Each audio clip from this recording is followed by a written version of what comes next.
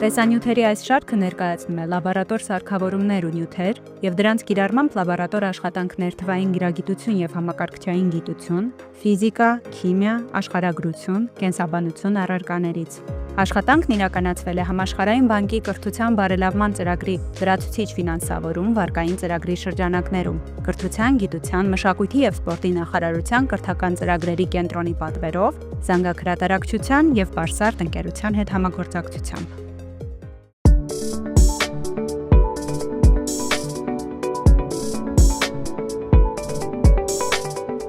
Ողջույն։ Այսօր մենք փորձնական ճանապարհով կուսումնասիրենք լույսի բեկման երևույթը եւ կհաշվենք լույսի բեկման ցուցիչը օպտիկապես տարբեր միջավայրերով անցնելիս։ Փորձնական ճանապարհով կհամոզվենք, որ միջավայրի բեկման ցուցիչը կախված չէ անկման կամ բեկման անկյան մեծությունից։ Երբ լույսը ընկնում է A և B օպտիկական միջավայրերի սահմանին, ապա անկման կետում միջավայրերի բաժանման սահմանագծին տարված ուղղահայացի եւ ընկնող ճառագայթի միջև կազմված անկյունը կոչվում է անկման անկյուն։ Ահա ալֆան անկման անկյունն է, իսկ բեկված ճառագայթի եւ այդ նույն ուղղահայացի կազմված անկյունը կոչվում է բեկման անկյուն։ Բետան բեկման անկյունն է։ Լույսի բեկման օրենքի քանակական նկարագրությունը տրվում է սինուս ալֆա բաժանած սինուս բետա հավասար է n2-ը բաժանած n1 բանաձևով, որտեղ ալֆան անկման անկյունն է, բետան բեկման անկյունն է, n2-ը եւ n1-ը համապատասխանաբար երկրորդ եւ առաջին միջավայրի բեկման ցուցիչներն են։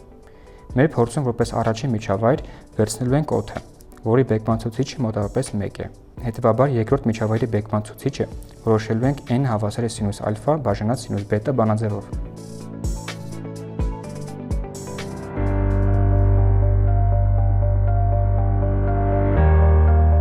Փորձն իրականացնելու համար մեզ անհրաժեշտ են լազերային ճառագայթային արկղ, laser ray box։ Դա ուսումնական նպատակով նախատեսված լույսի ճառագայթ արտադրող սարք է, որը կիրառվում է լույսի բեկման, անդրադարձման, ցրման եւ այլ փորձերի իրականացնելու համար։ Այն փոքրիկ էլեկտրական կամ մարտկոցով աշխատող սարք է, որի մեջ տեղադրված է լազերային կամ LED լույսի աղբյուր եւ ունի անցքեր, որոնք ուղղում են լույսը ճառագայթների տեսքով։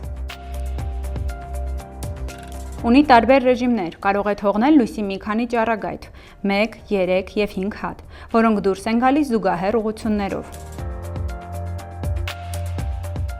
Մեր փորձում մենք կիրառելու ենք 1 ճառագայթի ռեժիմը։ Աստիճանավորված սկավառակ, աղյուսակ, թուղթ, գրիչ, հաշվիչ ու մատիտ։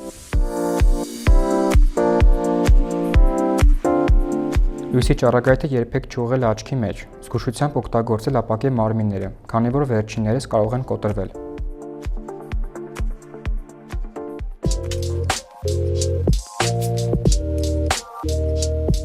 Միացնենք լազերային ճառագայթային արկղը հոսանքի աղբյուրին։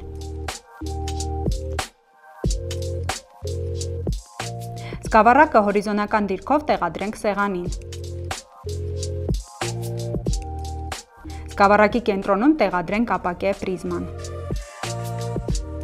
Լազերի լույսի ճառագայթը 60 աստիճանի անկյան տակ ուղղենք պրիզմայի կենտրոնին եւ համոզվենք, որ պրիզմայից դուրս գալիս լույսի ճառագայթը փոխում է ուղղությունը։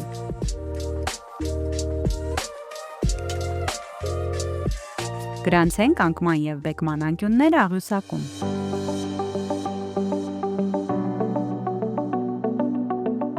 Փորձը կրկնենք 45 եւ 20 աստիճան անկյունների համար եւ անկման ու բեկման անկյունների արժեքները գրանցենք աղյուսակում։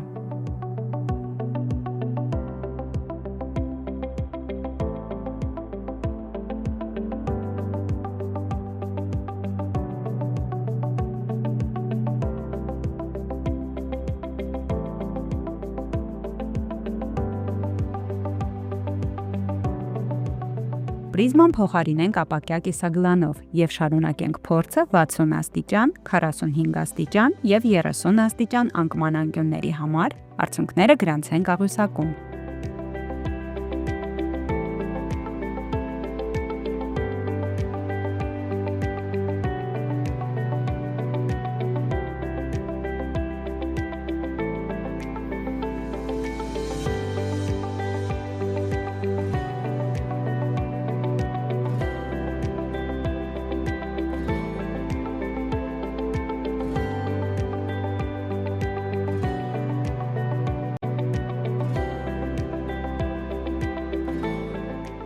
Ապակյա կիսագլանը փոխարինենք պլաստմասե կիսագլանով, որի մեջ ջուր է լցված, եւ փորձը կատարենք այս անգամ արդեն օդ ջուր միջավայրերում։ Այս միջավայրում կրկին ուսումնասիրենք բեկման երևույթը տարբեր աստիճաններ անկման անկյունների համար։ Արդյունքները գրանցենք աղյուսակում։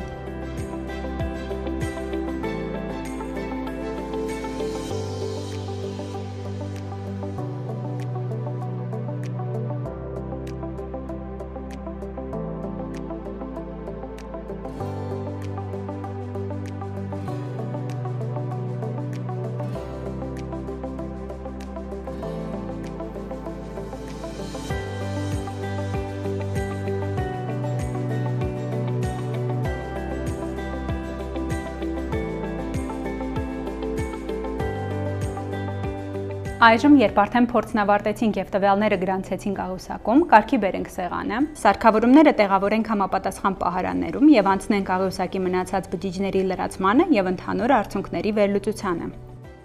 Աղյուսակի 5 սյունյակի առաջի 3 տվյալները, որոնք վերաբերվում են ապակյա պրիզմային, ինչպես տեսնում եք, գրեթե նույն թվերն ենք ստացել։ Եթե դրանք միջինացնենք, կստանանք մոտավորապես 1.42։ Սա նշանակում է, որ մեր փորձում մենք օդ ապակի միջավայրի դեպքում ապակյա միջավայրի բեկման ցուցիչը ստացանք մոտավորապես 1.42։ Հիշենք, որ բեկման ցուցիչի մեծությունը կարող է կախված լինել ապակու որակից եւ մի շարք այլ գործոններից։ Աղյուսակի 5 սյունյակի հաջորդ 3 տվյալները, որոնք վերաբերվում են ապակյա կիսագլանին, ինչպես տեսնում եք, նույնպես գրեթե նույն թվերն ենք ստացել։ Եթե դրանք միջինացնենք, կստանանք մոտավորապես 1.48։ Սա նշանակում է, որ այս փորձում մենք ապակյա միջավայրի բեկման ցուցիչը ստացանք տեսականորեն ընդունված 1.5-ին շատ ավելի մոտ արժեք։ Հիշենք, որ բեկման ցուցիչի մեծությունը կարող է կախված լինել ապակու որակից եւ մի շարք այլ գործոններից։ Աղյուսակի 5 սյունյակի վերջին 3 տվյալները, որոնք վերաբերվում են օդ-ջուր միջավայրին, ինչպես տեսնում եք, նույնպես ստացել ենք իրար շատ մոտ թվեր։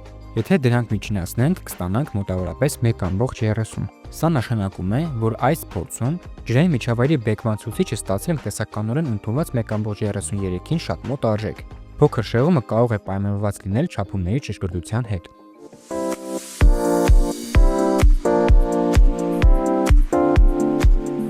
Մենք փորձնական ճանապարհով ուսումնասիրեցինք լույսի բեկման երևույթը, երբ ճառագայթը մի օպտիկական միջավայրից անցնում է մեկ այլ օպտիկական միջավայր։ Համոզվեցինք, որ բեկման ցուցիչը կախված չէ ոչ անկման եւ ոչ էլ բեկման անկյունների մեծություններից։ Շնորհակալություն, կհանդիպենք մեր հաջորդ տեսանյութում։